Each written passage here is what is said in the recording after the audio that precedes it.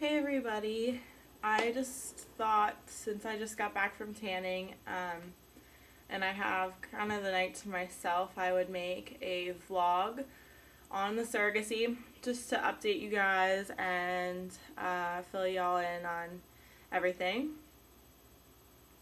So far so good. Sorry if I keep looking down, my eyes are bothering me. So far so good on the surrogacy front. I went for my ultrasound and blood work, and my lining was it was cycle day 10, so I mean, it was only 3 days after my period ended, so uh, five, four, five, somewhere in there, which they said was decent for cycle day 10, so they weren't worried about that at all because, you have plenty of time over your cycle to build up that lining. And then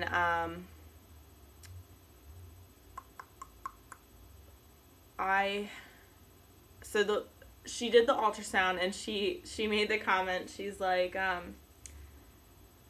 what did she say? Your baby factory is beautiful. And I'm like, thanks. I was like, oh, thank you for that.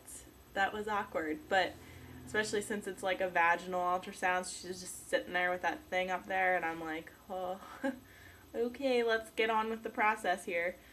And then, oh goodness,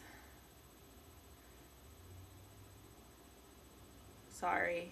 I just kind of have these moments sometimes where I just don't want to think. When I don't have the boys here, I'm just like, it's silence. Not that I mind them at all, but it's just nice to have some time every now and then. Okay, so ultrasound. So she checked my uterus, my ovaries, everything looked perfect according to her. And I did have one tube of blood drawn because they were both serum tests, so it could be taken out of one tube. And it was for estrogen and progesterone, which both my levels were perfect. I forget what the numbers were, honestly. One was in the 130s, and one was in, like, the point something range. I don't know.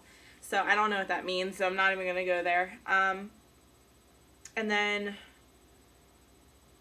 I got an email later that day, and a phone call, and then I called the clinic finally. This is the first time I've ever actually spoken to the clinic on the phone. So I spoke with a nice lady, and she was like, everything looks great, but we're still waiting for your ultrasound and blah blah blah.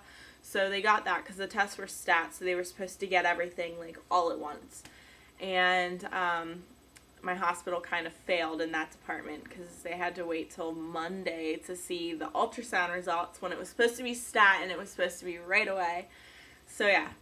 And then let me think. So then what was this Monday? So this Monday she said everything did look good. She got my hospital's information. That way she could send future orders and stuff like that. And then she told me to get back in touch with them, or they would get back in touch with me next week after I ovulated to do more monitoring tests like blood work, so that way they could give me my Lupron depot shot, which just stops ovulation. So after this ovulation period, I'm going to be taking a Lupron depot injection, and that will stop my ovulation next cycle. So that way they can do the transfer. Excuse me. Whew. Soda. Anyway, and it was diet soda, mind you. But, yeah, where was I? I burp, and then I can't think. So today I woke up, and I know every month when I ovulate because I can feel it. I have like that middle schmerz, however you say that word, where you get painful ovulation. And I have that every single month on anywhere from cycle day 14 to 16. Usually it's 15. I believe today was cycle day 15 or 16. I'm not sure. But anyway, I knew I was ovulating, and every month it's on the opposite side. So this month it was on my left side, and I felt it today for like 6 hours. I was in pain. Every time I sat down or like moved to the side like this, I would feel the pain even worse. So it hurts really bad. I always have to take Tylenol. And they didn't see any cysts or anything, so like apparently I'm just one of those people. And of course I peed on an ovulation test just to be sure, and I did ovulate. So since I stopped birth control, we've been using condoms, and but when I ovulate,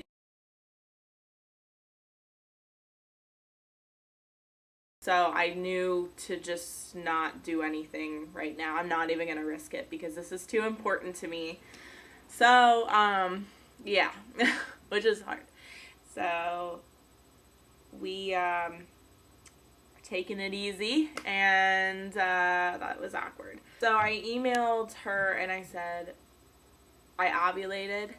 I don't know if you need to know that or not. And she was like, well, we were going to have you do blood work on Tuesday, but since you know that you ovulated today, apparently, I don't know if she believed me or not. She was like, how do you know? Like, I even explained to her that I tested, and I always feel it every month, but she was just kind of like weird about it in the email, but whatever. She believed me. So, as she should, because I know my body very well.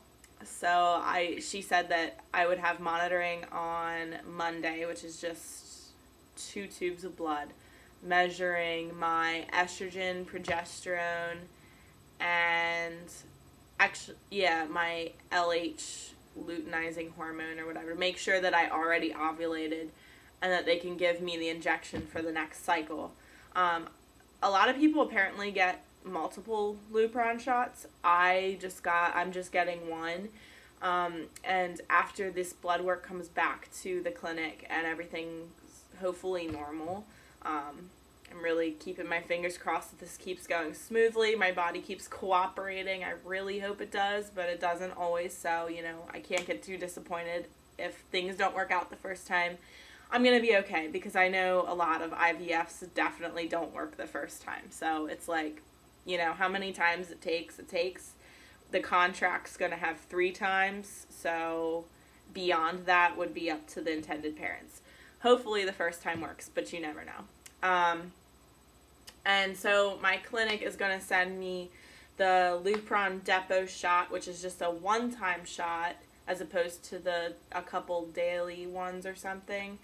And that apparently, according to my clinic, is a very large needle. So I'm okay with needles. I'm fine with giving myself shots. Had multiple piercings that are like a larger gauge.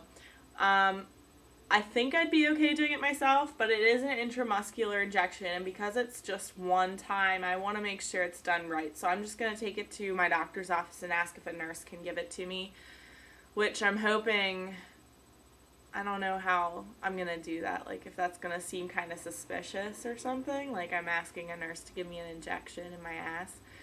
So, in my butt. Yeah, so I'm sorry, there's a lot of ums and yeahs and so's in this video, but whatever. I'm tired, so leave me alone. As far as weight, I'm at the same weight, 165 to 170, somewhere in there. Every day it's like different. And, I wanted to add on the end of this, and I am going to do a video if I do decide to do the Lupron injection at home. I'll do a video on that, but I'm pretty sure I'm going to do it at the nurse's office.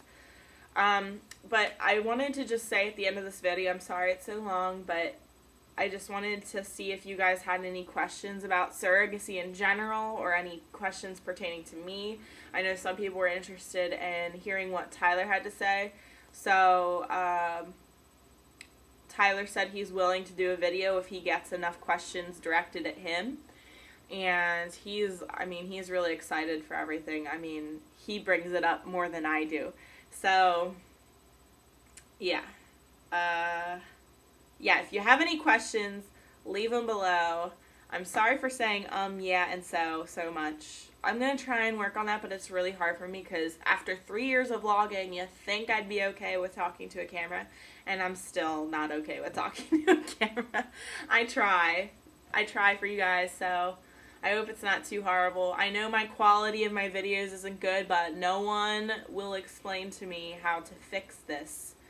I have iMovie, so if anyone can help me, please inbox me because I am really technologically challenged. Inbox me if you know that. Put questions below, and I'll even make just a separate video answering questions. Any questions you may have. And I'll write that below too in case you decided to not watch the end of my video. And that should be pretty much it. Oh, I kind of left out another part. I'm sorry this is so long. They did say that I should be having a September transfer no matter what. So hopefully the first or second week, they're aiming for the first or second week of September to have a transfer, which is so exciting. And Jordan's birthday is September 12th, so it's going to be like right in the midst of there. And then if I do become pregnant from this transfer, I'll be due right around my birthday and my mom's birthday. Mine's May 24th and hers is May 25th. So that would be really cool too. So hopefully that's good luck. That means something. I don't know.